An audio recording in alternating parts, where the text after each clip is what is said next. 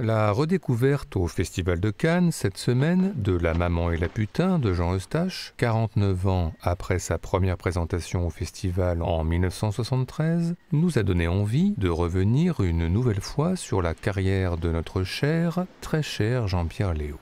Car de sa course folle sur les plages de Normandie dans les 400 coups de François Truffaut à la fin des années 50, à sa déambulation dans le sud de la France, dans Le Lion est mort ce soir de Nobuhiro Suwa, 60 ans plus tard, que de chemins parcourus.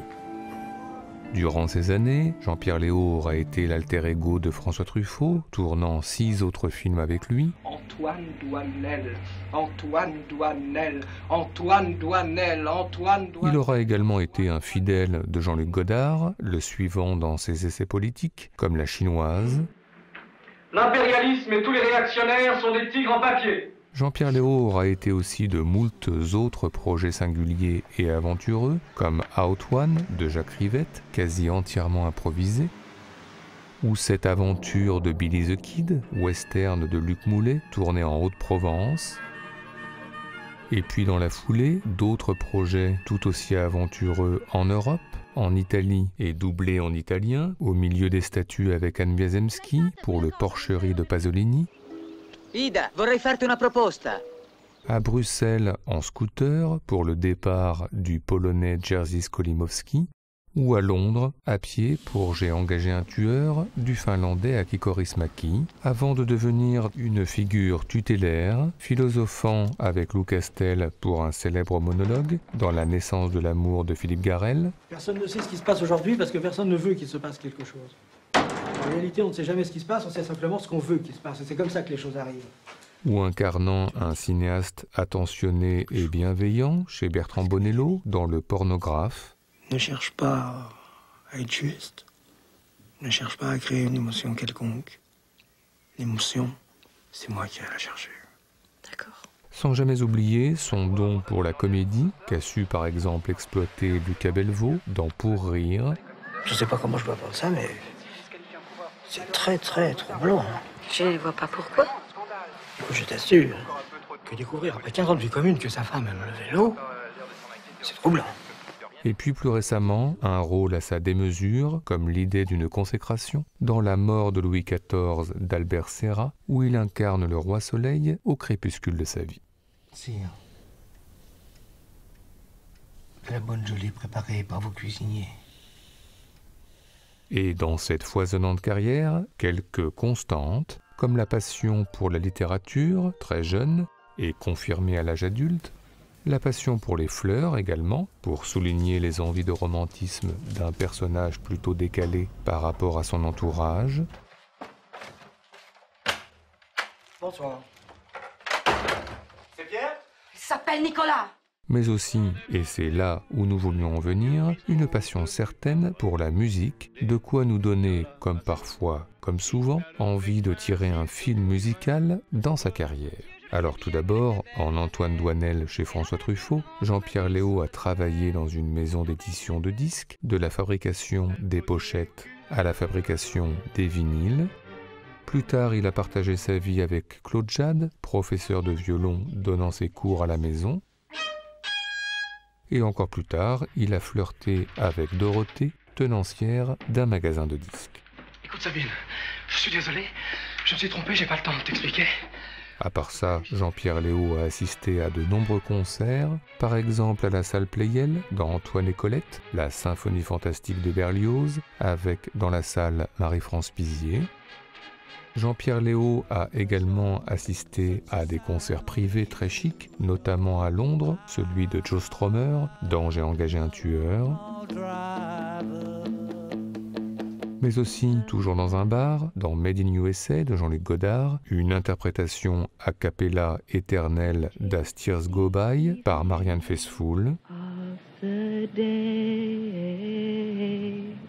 Sinon, Jean-Pierre Léaud a également assisté de près aux répétitions de Chantal Goya, chanteuse dans la vie, chanteuse à l'écran, dans Masculin-Féminin, toujours de Godard.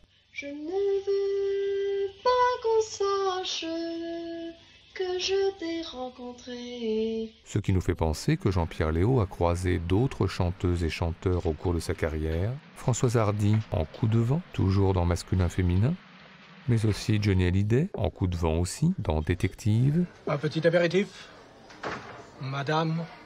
Non, la carte. Et puis Jane Birkin, au milieu des feuilles, dans Jane B par Agnès V. Ou encore Lio, le temps d'un déménagement, dans Personne ne m'aime, de Marion Vernet. Au fait, et ton chauffeur de taxi? Pousse par là. Ouais. À part ça, on a parfois vu Jean-Pierre Léaud danser dans les films, sur la piste, avec Chantal Goya et Marlène Jobert, entre autres, dans Masculin-Féminin, mais aussi en extérieur, au milieu d'une forêt de miroirs, pour une étrange chorégraphie, dans Visage de Tsai Ming-liang.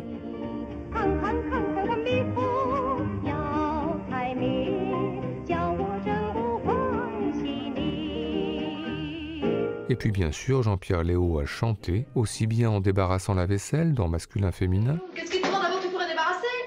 Ah vraiment, Madame Durand, vous avez des filles, vous avez des filles. Ah vraiment, Madame Durand, vous avez des filles qui ont des trop grandes. Qu'en passant l'aspirateur dans Pour rire.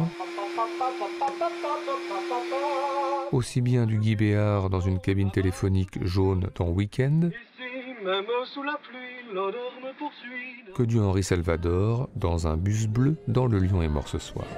Dans la jungle, terrible la jungle, un cri retentit. Le lion est mort ce soir. Enfin, Jean-Pierre Léaud a aussi et surtout passé des disques, dès le réveil du bac dans Antoine et Colette.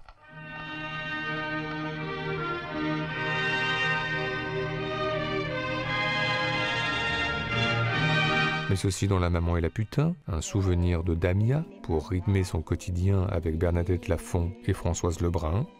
Un souvenir, c'est l'image d'un rêve, d'une heure trop brève. Sans oublier dans Masculin-Féminin, un disque de Mozart, commenté. L'orchestre derrière, fantastique. Et puis parfois, on a proposé à Jean-Pierre Léaud de passer un disque, en tous les cas Delphine Seyrig, et tout le monde s'en souvient, dans Baiser volé. Vous aimez la musique, Antoine? Oui, monsieur. Bref, si on ajoute le Came So Far for Beauty de Leonard Cohen, dans Grandeur et décadence d'un petit commerce de cinéma de Godard, I came so far for beauty. si on ajoute le Body and Soul de Billie Holiday, dans J'ai engagé un tueur, This makes me very sad. Thank you for everything. sans oublier le jazz à 100 à l'heure de Christophe Comeda dans Le Départ, mais aussi les notes au piano de John Cale dans La naissance de l'amour,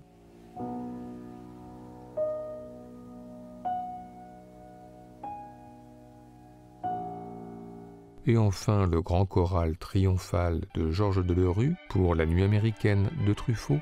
On peut dire que la musique est, dans la filmographie de Jean-Pierre Léaud, partout, ce qui nous a, comme d'habitude, donné des envies de classement. C'est donc parti, triomphal, pour notre traditionnel top 5 subjectif, celui des meilleures scènes musicales de la filmographie de Jean-Pierre Léaud, en tous les cas pour nous.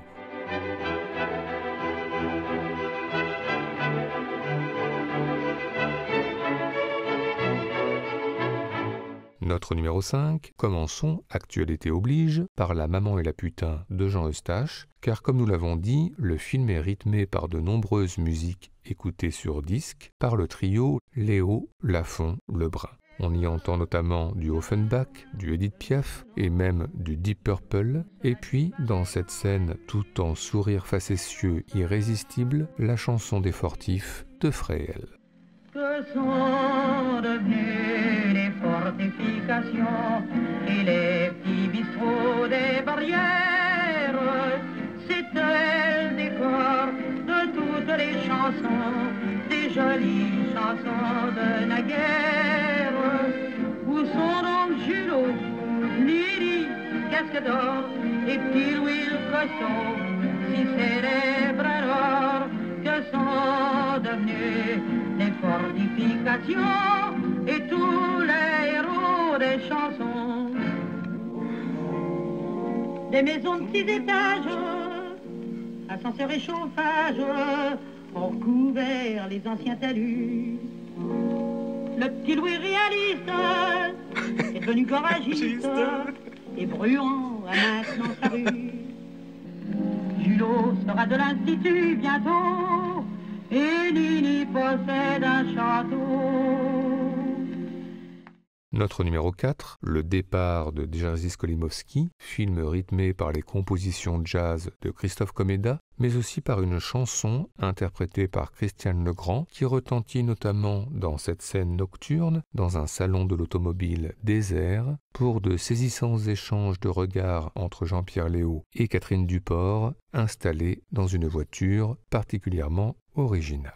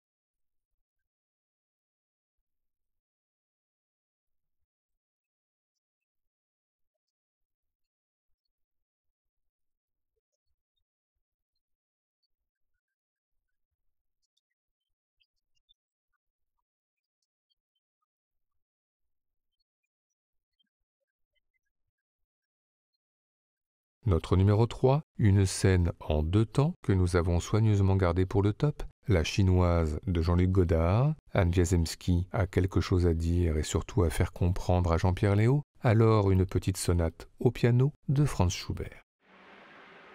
Mais Véronique, qu'est-ce qui se passe? Je ne t'aime plus. Mais je comprends pas. Tu vas comprendre.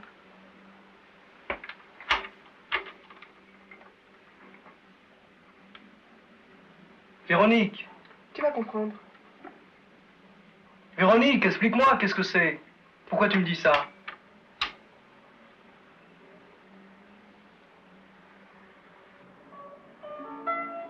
Je ne t'aime plus, Guillaume. Tu m'empêches de travailler. Tu m'angoisses. L'amour avec toi, c'est beaucoup trop compliqué. Puis je déteste la façon dont tu parles des choses sans même les connaître. Je ne t'aime plus. Je ne t'aime plus.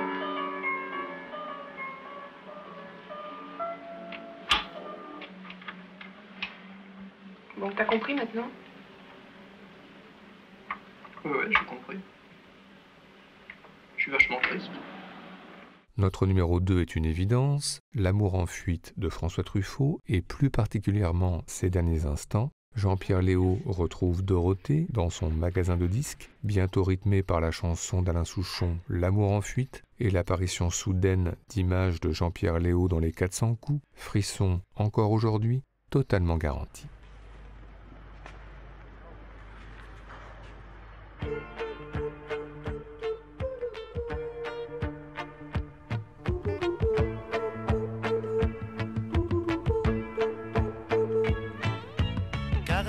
Photographié sur ma peau sensible, on peut tout jeter les instants, les photos, c'est libre, y a toujours le papier collant transparent pour remettre au carré tous ces tourments. On était belle image, les amoureux fortiches, on a monté le ménage, le bonheur à deux.